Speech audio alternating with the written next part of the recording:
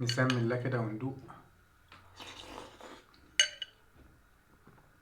قسما بالله دي مش بتنزل على البطن، دي بتنزل على القلب على طول. تعالى اوريكم ازاي تعملوا احلى واسهل شعريه باللبن دايت تدفوا بيها نفسكم في الشتاء، وطعمها ايه في قلبك. اول حاجه هتيجي في الحله بتاعتنا وتقوم نازل بحته سمنه بلدي صغيره، واول ما السمنه تسخن تقوم نازل عليها بالشعريه بتاعتنا، وحرفيا طول ما انت واقف تفضل تقلب فيها عشان خاطر ما تتحرقش منك. واول ما توصل معانا للون ده تقوم نازل عليهم بالميه لغايه لما تغطي الشعريه بالشكل ده، وبعدين تديها تقلبتين، وبعدين تقوم نازل عليها بالسكر الدايت بتاعك، كميه السكر زي ما تحب، وبعدين تديها تقليبه مع السكر وتقوم مغطيها لغايه لما تتشرب معانا. وبعد ما تتشرب بالشكل ده هنقوم نازلين عليهم باللبن بتاعنا، واللبن لازم يغطي الشعريه بتاعتنا عشان يبقى طعمها جوسي كده وتنزل في قلبك على طول. وبعدين نديها تقليبه مع اللبن ونسيبها يدوب 5 دقايق، وبعدين نقوم صبنا في البوله بتاعتنا ونروح ناكل وبألف هنا. واوعوا تنسوا تتابعوا كوتشي خطاب، لان حرفيا اللي مش متابعني فايته كتير قوي في الدايت ومش في الدايت. وسلام عليكم.